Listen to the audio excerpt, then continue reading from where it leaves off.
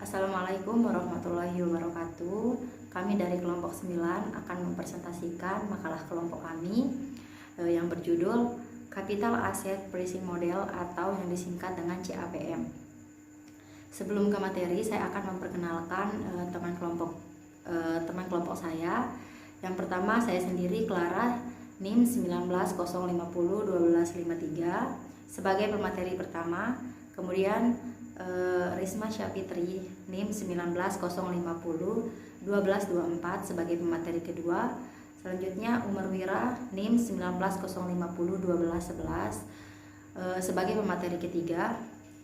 Ahmad Rizal Wahyudi, NIM 1905011210 sebagai pemateri keempat. Dan yang terakhir Yusril Isa Akbar, NIM 1905011264. Baiklah, saya sebagai pemateri pertama akan menjelaskan pengertian dari Capital Asset Pricing Model atau yang disingkat dengan CAPM. Jadi, Capital Asset Pricing Model atau CAPM pertama kali diperkenalkan oleh Traynor tahun 1961, Sharp tahun 1964, dan Littner tahun 1965. Sharp pada tahun 2005 mengungkapkan bahwa Capital Asset Pricing Model atau CAPM merupakan model penetapan harga aktiva equilibrium yang menyatakan bahwa ekspektasi retur atas sekuritas tertentu adalah fungsi linear positif dan sensitivitas sekuritas terhadap perubahan retur portofolio pasarnya. Sederhananya begini, pada CAPM risk dan retur berhubungan positif dan linear. Artinya apabila semakin besar resiko investasi tersebut, maka investor akan mengharapkan tingkat pembelian yang lebih tinggi. Jika kita berpikir secara rasional, sebagai investor kita tidak akan memilih investasi yang beresiko tinggi tanpa mengharapkan tingkat pengembalian yang tinggi pula. Sensitivitas sekuritas itu artinya adalah sekuritas itu sendiri yang diambang dengan beta. Sementara itu portofolio pasar di Indonesia dapat diwakilkan oleh indeks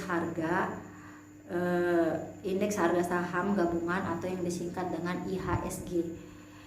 IHSG ini sendiri merupakan suatu indeks yang mengukur pergerakan menurun dan begitu pula sebaliknya.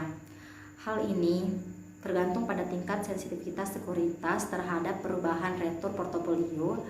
Pasar dapat pula disebut sebagai systematic risk atau career risk. Terus selanjutnya yang kedua, asumsi CAPM. Yang pertama, investor akan mendispersifikasikan portofolionya dan memilih portofolio yang optimal sesuai dengan garis portofolio efisien. Selanjutnya, semua investor mempunyai distribusi probabilitas tinggi retur masa depan yang identik. Selanjutnya, semua investor memiliki periode waktu yang sama. Selanjutnya, tidak ada biaya transaksi, pajak pendapatan, dan inflasi. Terus selanjutnya, terdapat banyak sekali investor sehingga tidak ada investor tunggal yang dapat mempengaruhi harga sekuritas. Semua investor adalah price taker.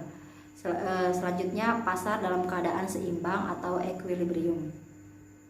CAPM dibangun atas fondasi teori portofolio Markowitz. Berdasarkan teori portofolio Markowitz, portofolio yang efisien adalah portofolio yang berada di sepanjang kurva efisien frontier pada kondisi pasar yang seimbang. Semua investor akan memilih portofolio pasar atau portofolio optimal yang berada di sepanjang kurva efisien frontier. CAPM merupakan model yang secara parsimoni atau sederhana bisa menggambarkan akan memprediksi realitas di pasar yang bersifat kompleks. Meskipun bukan kepada realitas, asumsi-asumsi yang digunakan. Oleh karena itu, CAPM sebagai sebuah model keseimbangan bisa membantu kita untuk menyederhanakan gambar realitas hubungan retur dan resiko dalam dunia nyata yang terkadang sangat kompleks. Apabila semua asumsi di atas terpenuhi, maka terbentuk suatu pasar yang seimbang. Dalam kondisi pasar yang seimbang, investor tidak akan memperoleh retur abnormal atau retur ekstrak dari tingkat harga yang terbentuk, termasuk bagi investor yang melakukan perdagangan yang spekulatif. Portofolio pasar seharusnya meliputi aset berisiko yang ada, baik itu finansial, contohnya obligasi, opsi, future dan sebagainya, maupun aset real, contohnya emas, real estate. Namun dalam kenyataannya hal tersebut sulit dilakukan karena jumlahnya yang banyak sekali dan tidak mungkin diamati satu persatu. Untuk itu diperlukan suatu proksi portofolio pasar yang bisa diwakili oleh portofolio yang terdiri dari semua saham yang ada di pasar.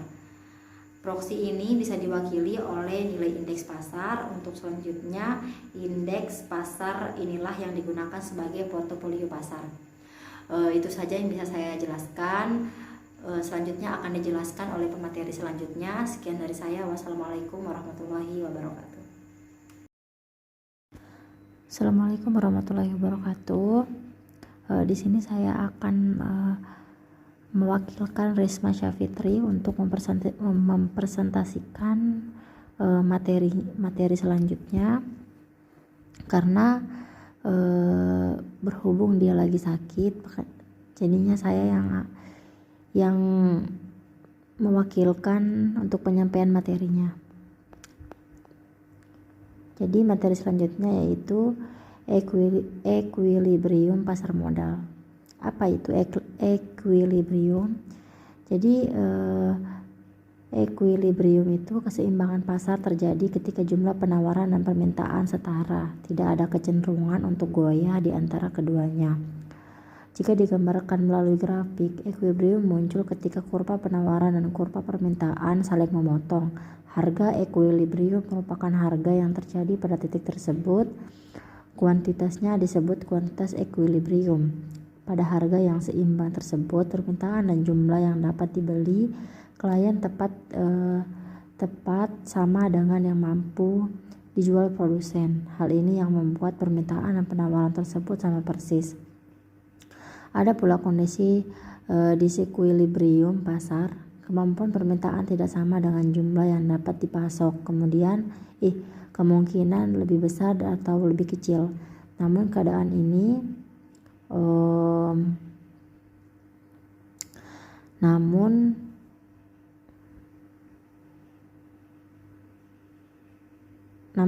ini tidak akan bertahan lama. Kemampuan permintaan dan penawaran akan mendorong ke arah titik equilibrium yang baru.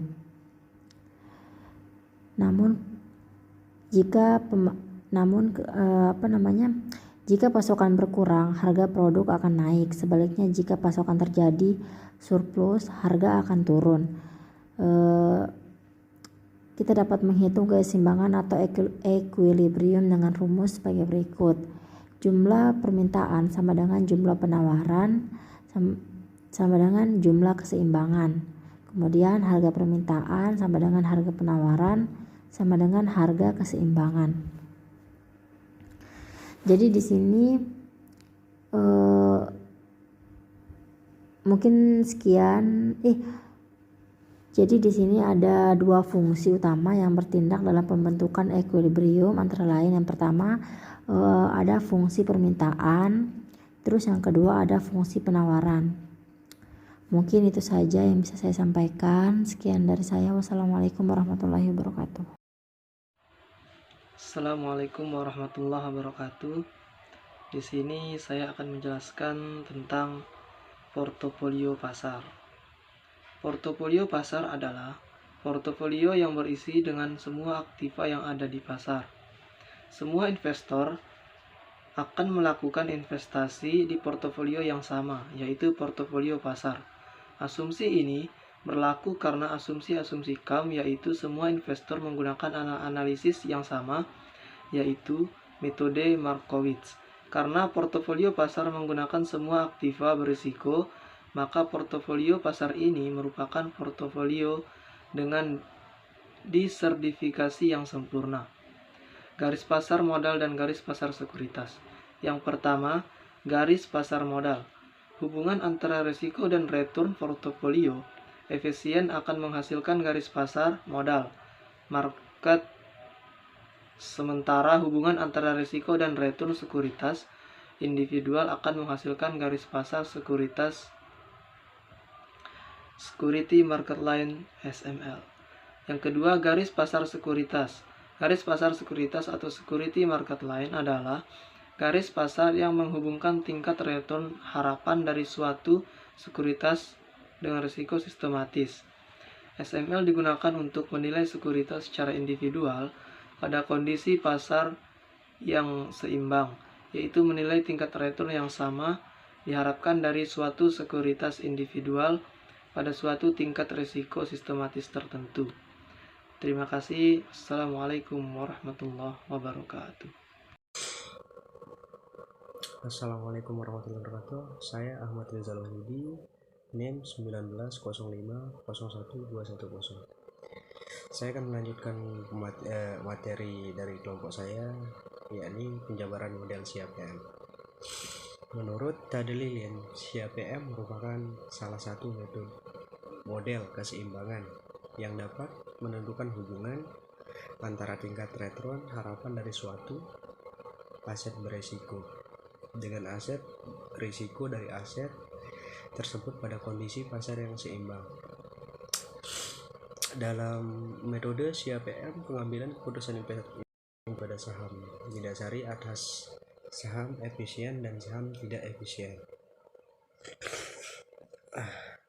Melalui perbandingan antara tingkat pengembalian individu return atau tingkat pengembalian yang terjadi atau realis return atau tingkat pengembalian aktual return dengan tingkat pengembalian yang diharapkan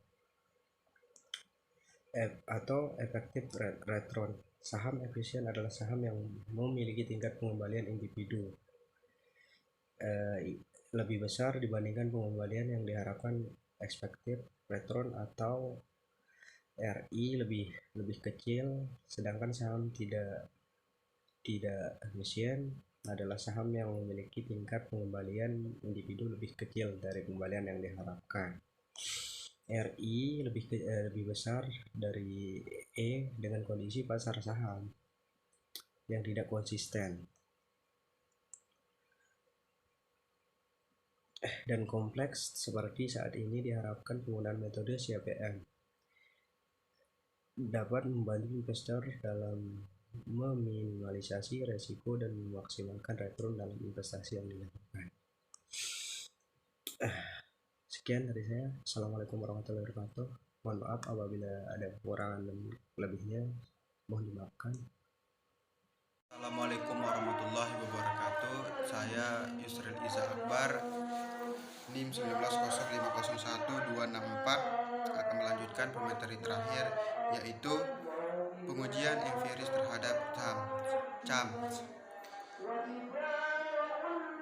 Ekspektasi merupakan model Torius, sedangkan model expose merupakan model empiris. Jika model CAMS secara empiris akan diuji, umumnya model ini dinyatakan dalam bentuk sebagai berikut. Teman-teman bisa lihat di makalahnya. Secara umum, hasil dari pengujian model CAMS ini setuju dengan kesimpulan sebagai berikut. 1. Nilai dari intercept, yaitu standar definisi secara statistik dan signifikan, berada lebih besar dari 0. 2. Koefisien dari beta, yaitu standar definisi bernilai lebih kecil dari perbedaannya, return portofolio pasar dikurangi dengan tingkat return bebas risiko. Slope ini lebih kecil dari yang diprediksi oleh teori.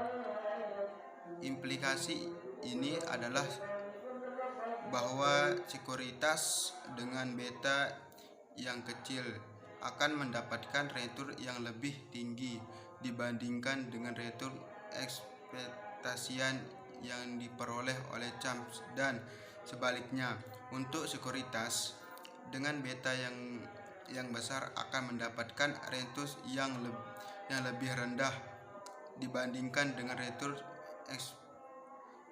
ekspektasian yang diprediksi oleh Chams. 3. Walaupun standar definisi RMT kurang RBRT, tetapi nilai koefisien ini adalah positif atau standar definisi lebih dari 0. Alasannya adalah karena untuk observasi yang melibatkan waktu yang lama, misalnya 5 tahun, return dari portofolio pasar yang lebih berisiko harus lebih besar dari tingkat return aktivitas bebas risiko. 4. Hasil yang diperoleh menunjukkan hubungan yang linear